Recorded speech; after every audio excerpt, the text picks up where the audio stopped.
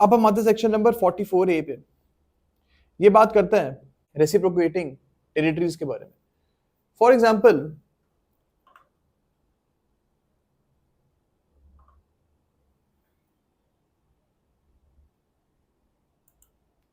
Example, UK का एक court है, लंदन का, लंदन मान लेते हैं, लंदन में एक कोर्ट है, इसने एक डिक्री को पास कर दिया एंड इस कोर्ट की एग्जीक्यूशन आपको, इस कोर्ट की जो डिक्री है उसकी एग्जीक्यूशन आपको दिल्ली में करवानी है।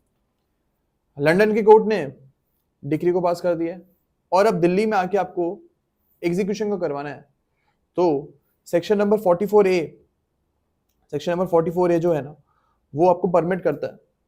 Section 44A permits you to execute a decree in Delhi also.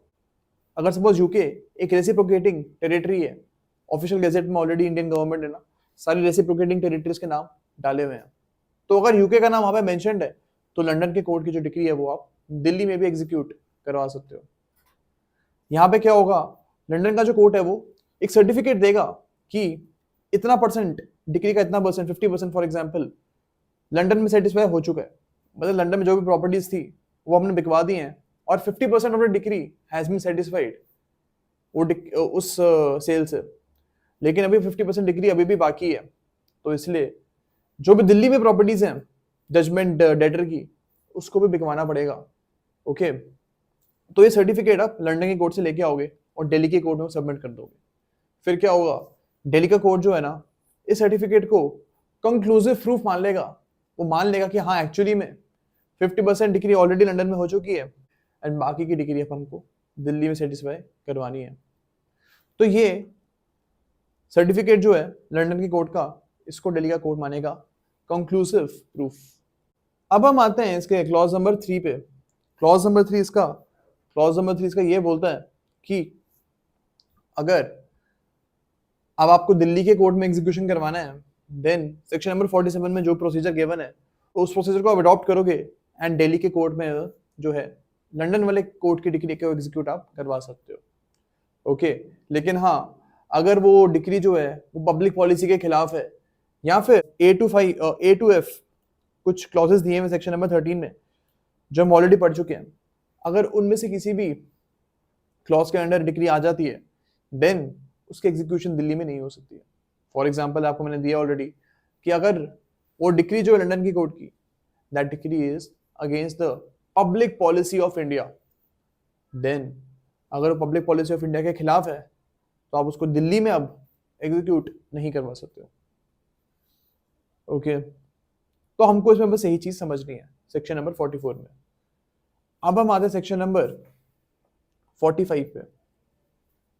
ये बात करता है execution of decree outside India. Simple सी बात बोलते हैं 45 कि अगर आपको डिक्री की एग्जीक्यूशन इंडिया के बाहर करवानी है, सपोज दिल्ली की कोर्ट ने डिक्री पास की है एंड इसकी एग्जीक्यूशन आपको लंदन में करवानी है, तो अगर ऑब्वियसली लंदन की टेरिटरी रेसिप्रोकेटिंग टेरिटरी है तो लंदन का कोर्ट भी उस डिग्री की एग्जीक्यूशन कर सकता है। ओके,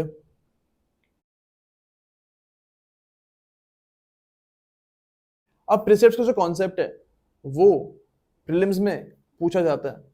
सर कॉन्सेप्ट के ऊपर क्वेश्चंस भी आ जाते हैं और कभी कभी क्वेश्चंस आते हैं कि प्रिसेप्ट्स कौन से सेक्शन में गिवन है।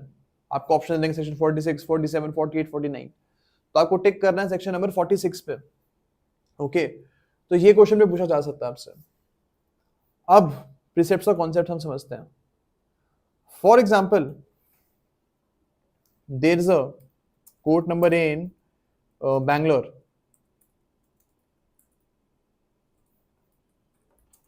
बैंगलोर में कोर्ट नंबर एक है, ए है। ओके, अब 90% प्रॉपर्टी जजमेंट डेटर की बैंगलोर में ही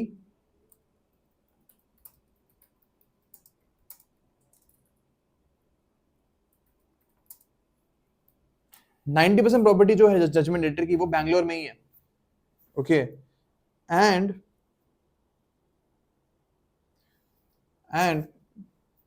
जो 10% प्रॉपर्टी है सिर्फ वो है चेन्नई में।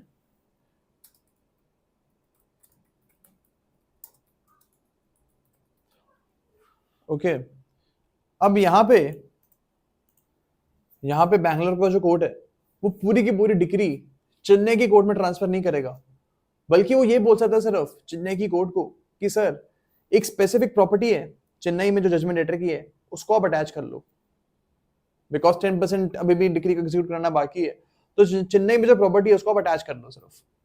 यहाँ पे पूरी की पूरी डिग्री ट्रांसफर नहीं कर रहे हो आप एग्जीक्यूट करवाने के लिए चेन्नई में, बल्कि आप सिर्फ ये बोल रहे हो चेन्नई की कोर्ट को कि एक स्पेसिफिक प्रॉपर्टी को आप अटैच कर लो, फिर इस प्रॉपर्टी को बिकवा देंगे एंड जो भी अमाउंट आएगा वो जो है जजमेंट होल्डर को आप दे दोगे। तो यही चीज प्रिसेप्ट्स में समझनी है कि पूरी की पूरी डिग्री ट्रांसफर नहीं हो रही है, सिर्फ एक स्पेसिफिक कोर्ट को ये बोला जा रहा है जो outside of jurisdiction of the Bangalore court. Suppose हमारे एग्जांपल में चेन्नई का कोर्ट बैंगलोर की कोर्ट के बाहर है, तो यहाँ पे पूरी की पूरी डिग्री ट्रांसफर नहीं हो रही है, सिर्फ चेन्नई की कोर्ट को ये बोल रहे हैं हम एक स्पेसिफिक प्रॉपर्टी आप अपने जुरिसडिक्शन में अटैच कर लो। तो यही सेक्शन नंबर 46 बोलता है। अब हम आते सेक्शन नंबर 47 पे। ये बात करता है कि कौन से क्वेश्चंस जो है ना, कौन से क्वेश्चंस एग्जीक्यूटिंग कोर्ट आंसर करेगा, इसको हम पढ़ते हैं एक बार सेक्शन नंबर 47 को। All questions arising between the parties to the suit in which the decree was passed or their representatives and relating to the execution, discharge or satisfaction of the decree shall be determined by the court executing the decree and not by separate suit। यानी कि अगर decree के execution, discharge या satisfaction से related कोई भी question आता है तो आप एग्जीक्यूटिंग कोर्ट के पास जाओगे। ओके, जिस कोर्ट ने डिक्री को पास किया था वहां नहीं जाओगे आप, जो कोर्ट डिक्री को एग्जीक्यूट करवा रहा है वही जो कोर्ट है वो इन क्वेश्चंस को आंसर करेगा। और अगर legal representative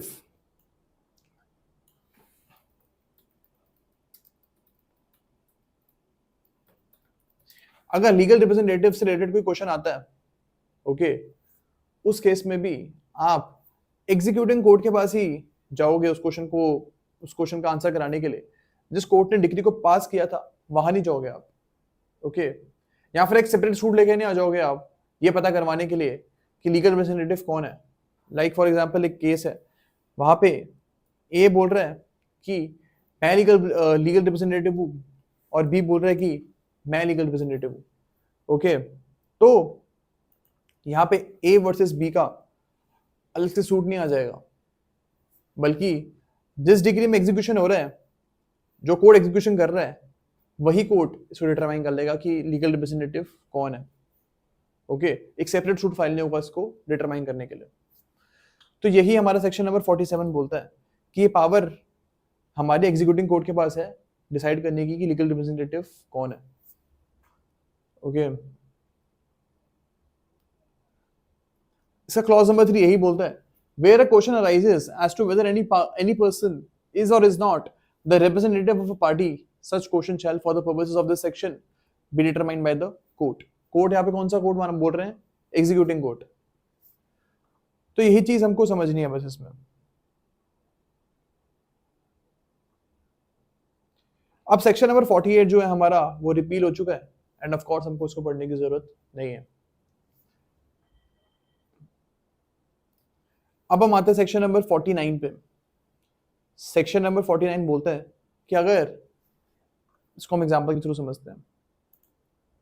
for example A versus B एक सूट हुआ था, एंड यहां पे ए जो है वो डिक्री जो है ए के फेवर में आ जाती है। अब ए क्या करता है, इस डिक्री को वो ट्रांसफर कर देता है सी को, यानी कि ए ने बोला कि जो भी डिग्री का अमाउंट है वो सी अब तुम क्लेम कर लेना, कोई भी डिग्री का जो सपोज 2 लाख रुपए ए को मिल रहे हैं डिग्री में, तो अब ये पूरी की पूरी डिग्री आप सी को दे सकते हो। एंड अब सी जाएगा कोर्ट के पास ये डिग्री को एग्जीक्यूट करवाने, तो सी भी ये काम कर सकता है। C can also ask for the execution of that decree, because अब सी का राइट है उस डिग्री के ऊपर। तो ये हो गया ट्रांसफरी, सी इस केस में हो गया हमारा transferee of degree, and A है यहाँ पे transferor of a degree. C is the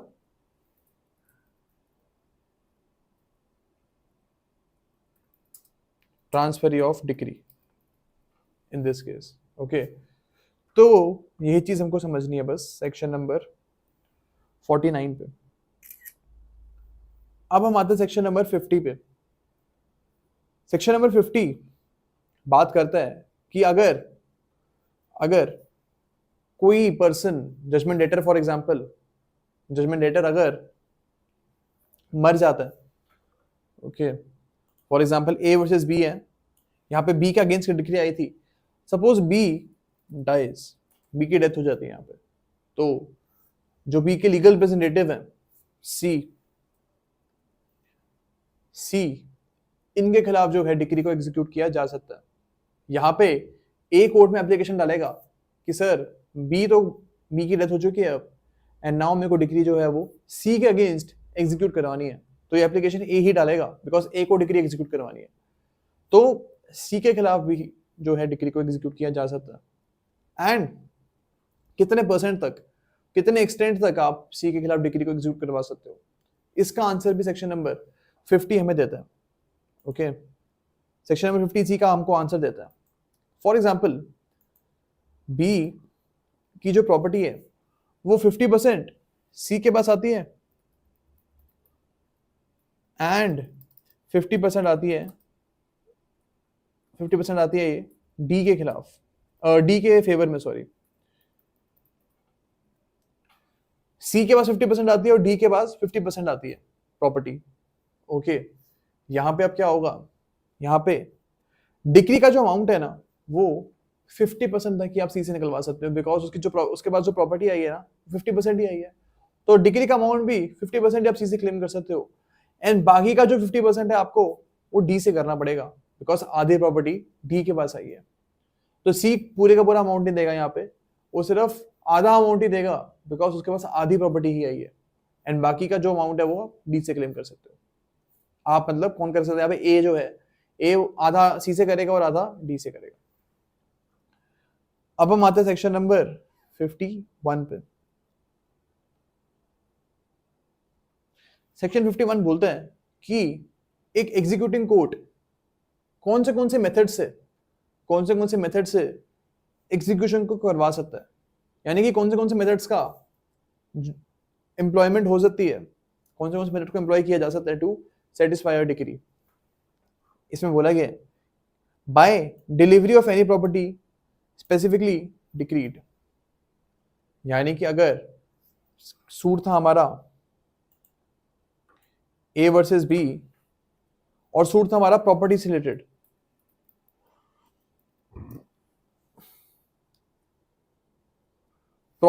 suit था हमारा। ओके, अब सपोज ए जो है वो सूट को जीत जाता है, ए विंस द सूट। यहां पे क्या होगा, यहां पे क्या होगा कि जो प्रॉपर्टी है वो कोर्ट बोल सकती है बी को कि आप ए को डिलीवर कर दो, यानी बी को बोला जा सकता है that to deliver this property to A. तो यही होती है डिलीवरी ऑफ प्रॉपर्टी, जो प्रॉपर्टी वो सीधा सीधा आप विदाउट एनी टेंशन सीधा डिलीवर कर दोगे ए को। तो ए जो इसका क्लॉज ए जो है वो यही बोलता है। बी ये बोलता है by attachment and sale of the property, यानी कि अगर आपको सपोज बी के अगेंस्ट 2 लाख रुपए की डिग्री आई है, रिकवरी ऑफ मनी का सूट था यहाँ पे, और बी को बोला गया कि आप 2 लाख रुपए ए को दो।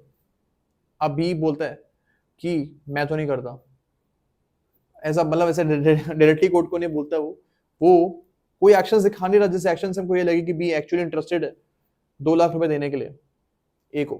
तो अब क्या हो सकता है, बी की जो भी प्रॉपर्टी है उनको आप अटैच कर सकते हो और उनको बेच सकते हो, जो पैसा आएगा वो ए को आप दे देना, 2 लाख रुपए ए को दे देना, तो जो भी पैसा आएगा प्रॉपर्टी को सेल करके वो उसमें से 2 लाख रुपए आप ए को दे दोगे। तो ये भी किया जा सकता है, अटैचमेंट ऑफ प्रॉपर्टी भी हो सकती है।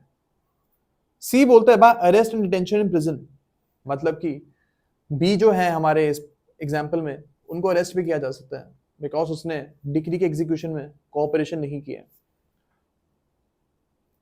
बाय अपॉइंटिंग अ रिसीवर, ये भी हो सकता है कि बी की कोई प्रॉपर्टी है उसमें आप रिसीवर अपॉइंट करवा दो, बिकॉज ऐसा हो सकता है कि बी उस प्रॉपर्टी को डैमेज कर देगा। इसलिए बी की किसी प्रॉपर्टी में आप थर्ड पर्सन, न्यूट्रल पर्सन को, जो कि रिसीवर होता है, अपॉइंट करवा सकते हो। ई बोलते हैं कि अगर एग्जीक्यूटिंग कोर्ट को लगता है कि कोई और चीज करनी है उसको इन इंटरेस्ट ऑफ जस्टिस, तो एग्जीक्यूटिंग कोर्ट वो कोई और मेथड भी एम्प्लाई कर सकता है। Okay, for execution of decree, of course execution of decree से रिलेटेड कोई भी और काम करना है अगर एग्जीक्यूटिंग कोर्ट को इन इंटरेस्ट ऑफ जस्टिस, तो वो कर सकता है। इसका प्रोवाइजो ये बोलते हैं कि अगर जो डिक्री है वो पेमेंट ऑफ मनी की डिक्री है, यानी कि अगर हमारे वाले एग्जांपल में बी को बोला है कि 2 लाख रुपए आपको देने हैं ए को, और ऐसे किसी डिग्री की एग्जीक्यूशन करवानी है, तो क्या होगा इस केस में जो है आपको जजमेंट डेटर को एक नोटिस भेजना पड़ेगा कि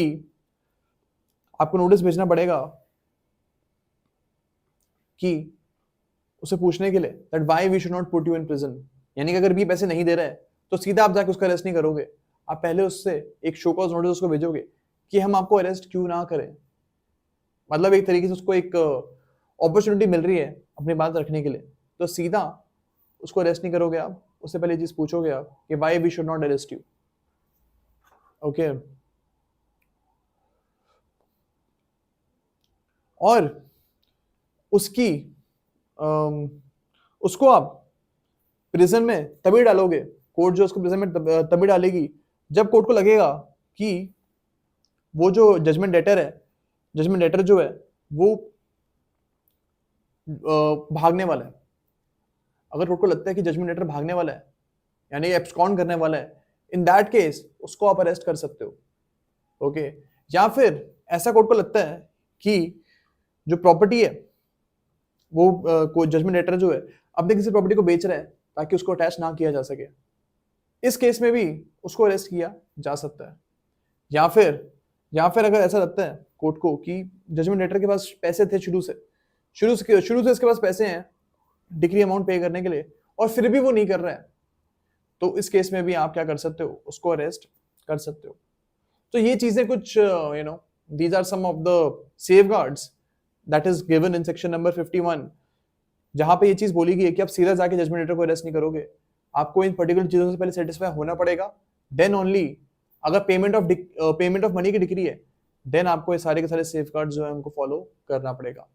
हालांकि किसी और चीज की डिक्री है, सपोज प्रॉपर्टी से रिलेटेड कोई डिक्री है कि आप प्रॉपर्टी खाली करो या कुछ ऐसा कुछ डिक्री आई हुई है, इस केस में सेफगार्ड्स फॉलो करने की जरूरत नहीं है, बिकॉज ये सेफगार्ड सिर्फ पेमेंट ऑफ मनी की डिक्री जो है उसी में अवेलेबल है। ओके